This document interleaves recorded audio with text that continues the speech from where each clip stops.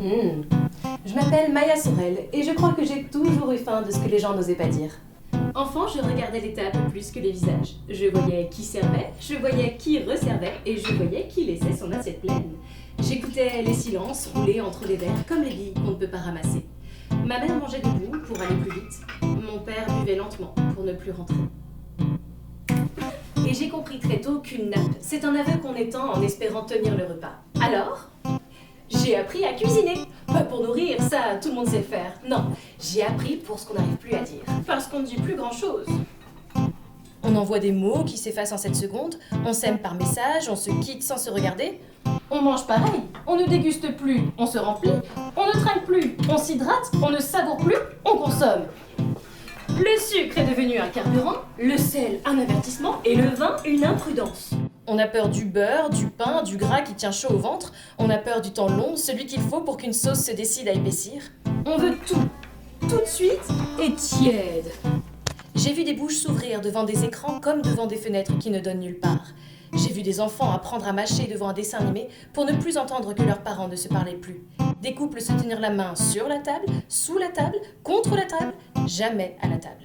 Des femmes rentrées à 22h, déchirer un sachet avec les dents et pleurer au-dessus de l'évier sans savoir pourquoi. Chacun dans son exil bleu. Je ne fais la leçon à personne, j'ai été comme vous. J'ai avalé des journées sans jamais m'asseoir, j'ai mâché des choses sans savoir ce que j'avais dans la bouche.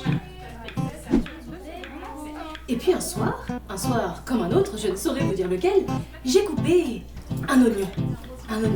Un vrai, celui avec la peau sèche, son cœur blanc et son petit bruit de nerfs quand la lame s'enfonce. Et j'ai pleuré.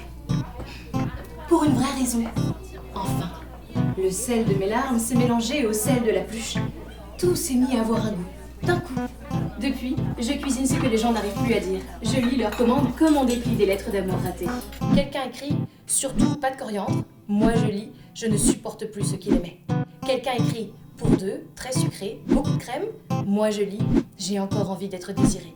Quelqu'un écrit « Portion simple, rien de compliqué ». Moi je lis « Je n'attends plus rien, ni dans l'assiette, ni ailleurs ». Je cuisine à partir de ça.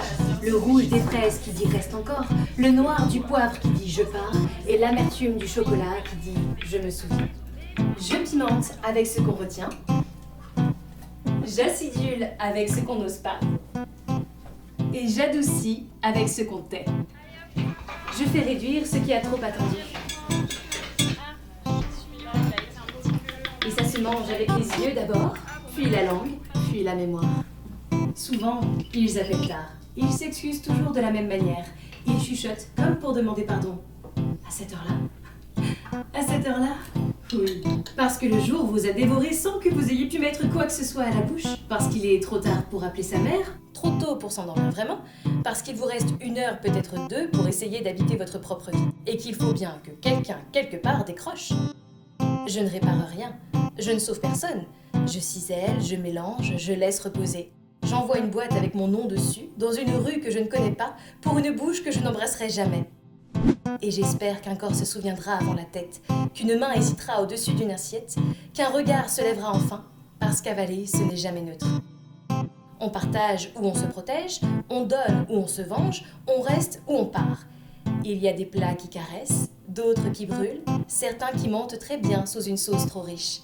Et puis, il y a ceux qui disent la vérité, même crue, même quand elle fait mal. Les masques ont le goût de sel, les aveux le goût du sucre qui tarde à fondre, et la solitude, la couleur du vin qu'on sert trop tôt. Toute la soirée, j'ai nourri des inconnus. Ce soir, moi aussi, je voudrais retrouver le goût d'antan. Celui d'avant les régimes, celui d'avant les excuses, celui d'avant les dîners expédiés. Celui d'une fraise mordue sans se demander si c'était permis. À cette heure-là, moi aussi, je m'invite. Bon appétit!